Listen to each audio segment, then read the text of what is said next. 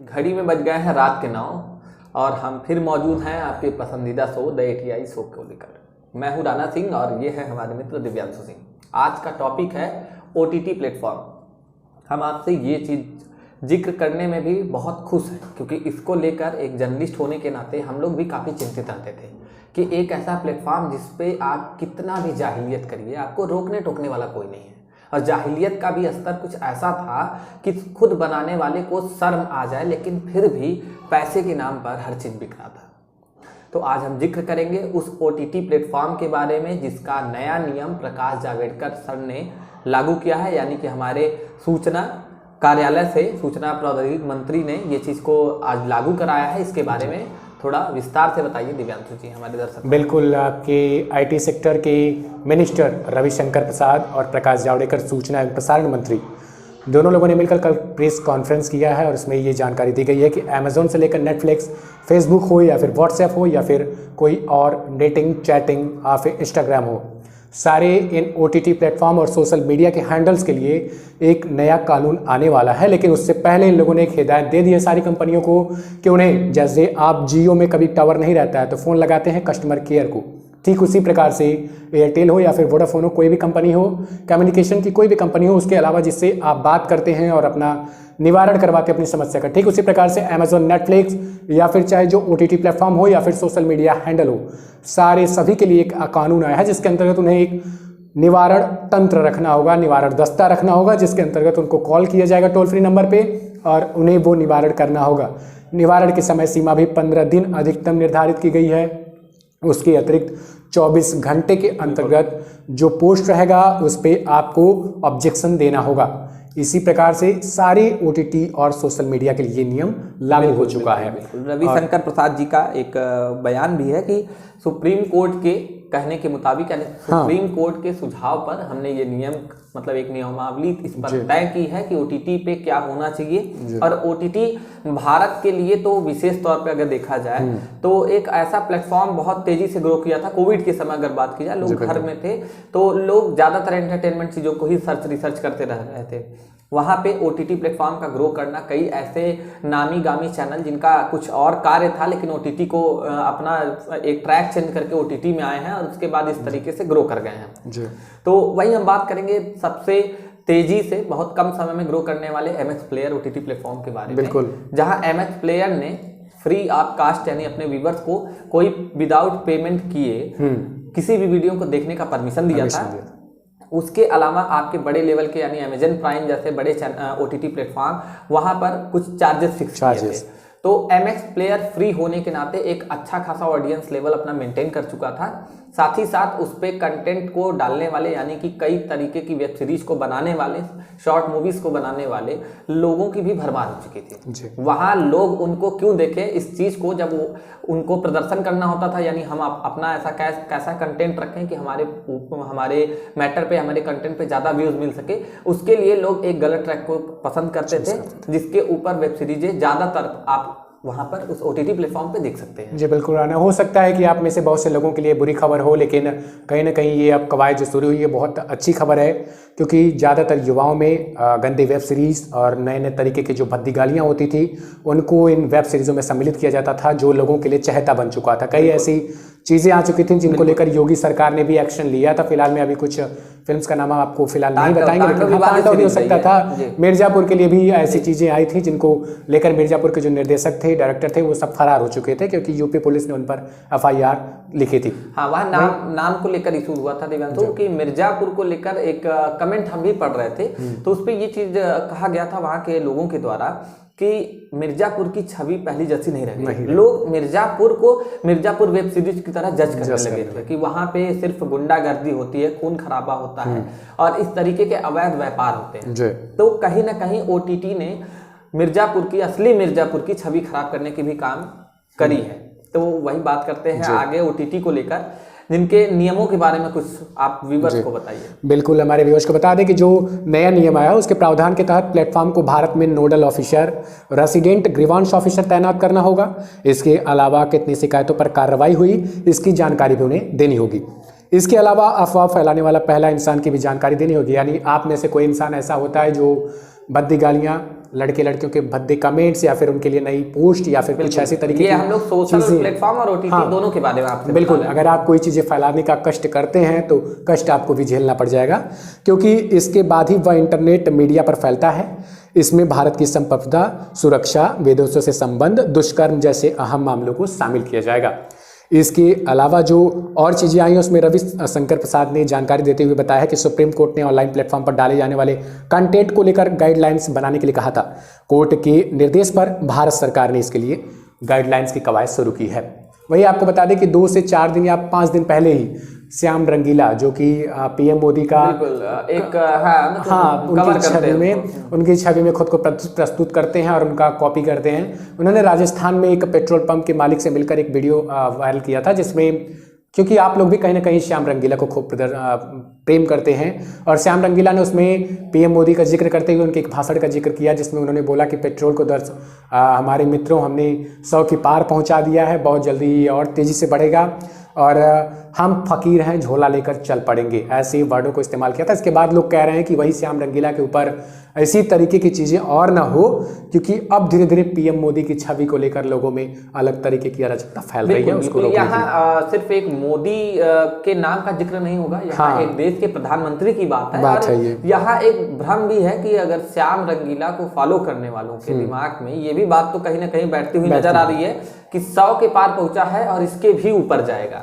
तो बिना किसी सबूत के, साक्ष्य के या बिना किसी ऐसे तर्क वितर्क के आप कोई भी बयानबाजी नहीं कर सकते। आप एक रंगीला टाइप के आदमी हैं, मजाक करिए, चीजों को दिखाइए, लेकिन यहाँ एक पीएम के स्पीच को छेड़छाड़ किया गया था और उनको मजाकिया तौर पे लाने के लिए कहीं ना कहीं भ्रामक खबरें भी फैलाई जा रही थी। जी, वहीं मीडिया कानून को लेकर भी कवायद तेज हो चुकी है, क्योंकि सबके मन में अभी आ चुका होगा कि मीडिया भी कहीं ना कहीं कुछ चीज़ों को अलग तरीके से प्रदर्शित करती है, जो उसे लगता है वो बुलेट गन की तरह इस्तेमाल करती है, जो ऐड उसे दिखाना है वो दिखाती है, जो चीज़ें उसके मन के ऊपर डिपेंड करता है, उसे कहाँ से पैसे मिल रहे हैं उस हिसाब से वो मैनेज करती है। बिल्कुल। हालांकि मीडिया को लेकर भी अब नए नए चीज़ों को लाना लाजमी हो चुका है और सरकार इस पर विचार भी कर रही है। ओटीटी और सोशल प्लेटफॉर्म पे बनाए गए नए नियम भी कहीं ना कहीं ये साबित करते हैं, ये इशारा करते हैं कि सरकार इन सब चीज़ों को लेकर सक्रिय हो चुकी है। जो तमाम इन सब चीजों पर एक नया नियम और कड़े तेवर को भी दिखा रही है, ये बहुत अच्छी बात है। ये उन लोगों के लिए भी एक अच्छा है जो ओटीटी वगैरह प्लेटफॉर्म पे वाहियातगिरी फैलाने पर चिढ़ते थे। और आपको बता दें कि रविशंकर प्रसाद ने इसके अलावा बोला है कि सालों से इंटरनेट मीडिया पर बड़े पैमाने पर दुर्व्यवहार को लेकर चिंता जाहिर की जा रही है। बिल्कुल। मंत्रालय ने व्यापक विचार विमर्श किया है और हमने दिसंबर 2018 में एक मसौदा तैयार किया था। इसमें 2 श्रेणियां होंगी, एक इंटरमीडिएट और दूसरा होगा significant social media intermediate. Significant का मतलब होगा सोशल मीडिया इंटरमीडिएट पर अतिरिक्त कर्तव्य रहेगा। हम जल्द ही इसके लिए यूजर संख्या का नोटिफिकेशन जारी करेंगे। बिल्कुल। सिग्निफिकेंट सोशल मीडिया के कानून को हम 3 महीने में लागू करेंगे और उसके अलावा इंटरनेट मीडिया प्लेटफॉर्म को ऑफिसरों की तैनाती करनी होगी और ये अधिकारी 24 घंटे में ही उन मामलों को नोट करेंगे और 15 दिनों के भीतर इस पर एक्शन लेंगे और निपटारे करेंगे। आपको अगर एक और जानकारी दे दें तो भारत में तकरीबन 40 करोड़ से 50 करोड़ के ऊपर फेसबुक के यूज़र हैं, वहीं 1 करोड़ यूज़र हैं आपके ट्विटर हैंडल का और 40 से 50 करोड़ अप्रैक्स व्हाट्सएप यूज़र भी हैं। बिल्कुल। और ये काफ़ी बड़ी संख्या है, बहुत बड़ी संख्या अपेक्षा। वहीं भारत के अलावा अगर अन्य देशों की भी बात करें तो कई ऐसे देश हैं जहां ऐसे प्लेटफॉर्मों का कोई जगह तक नहीं और वहां के प्रशासन ने सख्त हिदायत देते हुए फेसबुक और व्हाट्सएप जैसी चीजों को बैन कर रखा है। इसमें डेटा लीक का भी मामला हाल ही में आया था, जो काफी विवादित रहा है इस देश के लिए कि खुद क्लियरेंस व्हाट्सएप जैसी कंपनियों को सामने आके देना पड़ा था कि हमने ऐसा कुछ नहीं किया है। तो कहीं ना कहीं इस तरीके का नियम सरकार जो बना रही है इन सब चीज़ों को लेकर सक्रिय है। अधिकांश मामले भारत की बात करें तो विवादास्पद रहे हैं तो अफवाहों को लेकर। अफवाहें इतनी तेजी से सोशल मीडिया के जरिए, अभी कल ही की बात किया जाए तो हाल ही में मतलब देखेंगे आप तो यूपी पुलिस को लेकर कि 30 दिन का चेकिंग अभियान कर रही है मास्क को लेकर, तो बाकायदा उस पर यूपी पुलिस ने अपना क्लियरेंस दिया था। कि हमारा ऐसा कोई मकसद नहीं है, हम कुछ ऐसा प्रोजेक्ट भी नहीं कर रहे हैं, और इनकेस वो करेंगे भी तो ये तरीका खबर का कि 30 दिन आपको मास्क लगा के पहनना है, मतलब घूमना है, और 30 दिन बाद आप मास्क बिना पहने घूम सकते हैं कि यूपी पुलिस आप उस पर कार्रवाई नहीं करेगी। तो ये भ्रामक जितनी भी खबरें हैं या जिस तरीके से ये, और सबसे सोचनीय बात है दिव्यांशु कि उसमें कहीं ना कहीं आप देखेंगे तो इन सब खबरों में बाकायदा नेशनल एम्बलम का इस्तेमाल किया जाता है, बिल्कुल फेक साइन का इस्तेमाल किया जाता है, खुद पुलिस का लोगो उस पे लगाया गया था जो देश के लिए गौरव की चीजें हैं, इन सब के साथ भी छेड़छाड़ किया जा सकता है। तो अब इस पे एक एक्टिव टीम काम करनी चाहिए। जैसे पुराने एक्ट की बात करें तो IT एक्ट था 66A वगैरह, लेकिन उस पे मतलब एक लेवल पे कार्रवाई न होने के नाते या लोगों में उस काफी चीजों को लेकर उसमें सामंजस्य नहीं होता था प्रशासन और कोर्ट को लेकर, लेकिन नया नियम बन रहा है तो हो सकता है कि ऐसे कई चीजों पर कंट्रोल लगाया जा सकता है। बिल्कुल, ऐसी चीज़ें अगर वायरल की जा रही है या आप तक ऐसे मैसेजेस पहुंच रहे हैं कि पुलिस ये कर रही है, सरकार ऐसी कर रही, तो इस चीज़ों पर बिल्कुल कतई विश्वास मत कीजिएगा, क्योंकि अगर सरकार चेकिंग अभियान या पुलिस खुद ही चेकिंग अभियान चलाती है तो वो आपको पहले आगाह नहीं करेगी, क्योंकि अगर आप आगाह पहले से रहेंगे तो शायद 30 दिनों के बाद ही आप फिर से उसी रूप में ढल जाएंगे, क्योंकि 30 दिनों का उसमें बाउंडेशन दिया गया था। तो ऐसी चीज़ों पर हमारा अनुरोध है कि बिल्कुल भरोसा मत कीजिएगा। या कुछ भी हो, सरकार का मकसद आप पे जुर्माना लगाना नहीं, बल्कि आपको इन सब चीज़ों से लेकर चेताना होता है कि आप नियमों का पालन करें, आप मास्क लगाएं, आप गाड़ी को जब भी चलाएं हेलमेट का इस्तेमाल करें, आप वेल मेंटेन होकर गाड़ी का पूरा कंप्लीट पेपर मेंटेन करें। तो उनका कहीं गलत मकसद नहीं होता कि आपका चालान ही काटना उनका मकसद है। तो वो आप 30 दिन के लिए इस भ्रामक खबरों को लेकर काफी वायरल, अगर खुद यूपी पुलिस इस पे ट्वीट कर रही है तो ये वाकई बहुत बड़ी बात थी, बड़ी बात है। तो लोगों को चाहिए कि वो इन सब चीजों का पालन करें। सरकार नियम बना रही है, आप उसका पालन नहीं कर रहे हैं, और इस तरीके से भ्रामक खबरों को खूब शेयर भी किया जा रहा है। कई ऐसे ग्रुप में हमने खुद खबर पढ़ी जो विभाग के लोगों से जुड़ा था, उसमें भेजने वाले भी विभाग के अधिकारी थे, फिर भी इस तरीके की चीज वायरल हो रही है। बिल्कुल, तो यदि आप कोई ऑफिसर हो या फिर कोई आप छात्र हो, स्टूडेंट हो, कुछ भी हो, तो ऐसी खबरें जब तक आप कहीं या दूसरी जगह न्यूज़ में ना देख लें, वो भ्रामक न हो। बिल्कुल, इन चीज़ों को फैलाना ये आपके लिए भी गलत चीज़ें हो सकती हैं, क्योंकि अब जो नया नियम आ रहा है उसके अंतर्गत आप भी कहीं ना कहीं जुर्माना के तौर पर कुछ आपको भरना पड़ सकता है, या आपके लिए कुछ न कुछ चीज़ें की जाएंगी। बिल्कुल, तो हमारा अनुरोध यही रहेगा कि वो चीज़ें वायरल ना करिए, क्योंकि आप भी उसके एक अंग बन जाते हैं और आपसे बहुत लोगों तक वो चीज़ें पहुँच सकती हैं। बिल्कुल, अब बात करते हैं OTT प्लेटफॉर्म की। हाल ही में दिव्यांशु, उत्तर प्रदेश का एक बड़ा मुद्दा रहा है विकास दुबे इनकाउंटर का मामला। जी बिल्कुल, हम लोगों ने देखा चीजें काफी शर्मनाक लगी कि विकास दुबे के इनकाउंटर के ठीक बाद OTT प्लेटफॉर्म पे एक मूवी आ जा रही है। उसमें विकास दुबे, ट्रेलर के नाम पे विकास दुबे के ही कुछ सीन्स को क्रिएट किए गए हैं, बाकायदा विकास दुबे जैसा मिलता जुलता एक कलाकार को रखा गया है, उस पर फिल्माई गई कहानी थी।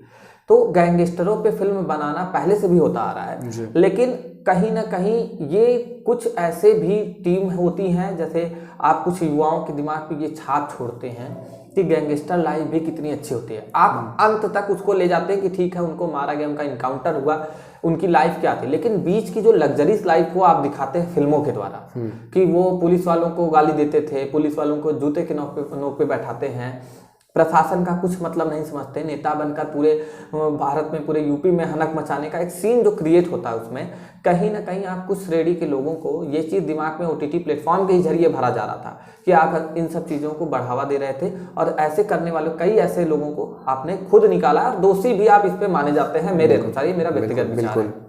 तो ऐसी चीज़ों को अगर आप पोस्ट या फिर OTT प्लेटफॉर्म पे ऐसे मूवीज, शॉर्ट, वेब सीरीज आती हैं तो इनको देखकर कतई उन चीज़ों पे विश्वास मत कीजिए, क्योंकि वो चीज़ें केवल आपको उतने चंद मिनटों के लिए खुशी दे सकती हैं। बिल्कुल, जो लाइव दिखाई जाती है वो लाइव उस तरीके से रियल में नहीं हो सकती है, क्योंकि जिस लाइफ में आप जाना चाहते हो विकास दुबे जैसी लाइफ, तो वो आपको अंत ही देगी, और बाकी जो एक सुकून की ज़िंदगी जीना है तो एक अच्छे विचार और अच्छे व्यक्तित्व से बनकर जीते रहिएगा। बिल्कुल, क्राइम को ना बढ़ावा देने वाली चीज़ों को आप उससे प्रभावित होइए, और अच्छे चीज़ों को, जैसे कुछ ऐसी चीज़ों को अपनाइए। सोशल नेटवर्क हो, OTT प्लेटफॉर्म हो, उस पर भी कुछ ऐसी चीज़ें आती हैं जो आइडल लोगों के ऊपर बनाई गई होती हैं, कई ऐसे अच्छे लोगों पर फिल्माई गई फिल्में होती हैं, उनको आप देखिए। हमें इस बात का बड़ा खेद भी रहा है दिव्यांशु कि वशिष्ठ नारायण सिंह, जो कि जाने माने वैज्ञानिक थे भारत के, बिहार के रहने वाले, बिल्कुल वशिष्ठ नारायण जी की जब मृत्यु हुई थी तो एक सरकारी अस्पताल में हुई थी, जिसपे खबर हमारी पत्रकार टीम ने खबरें भी चलाई थी कि उन्हें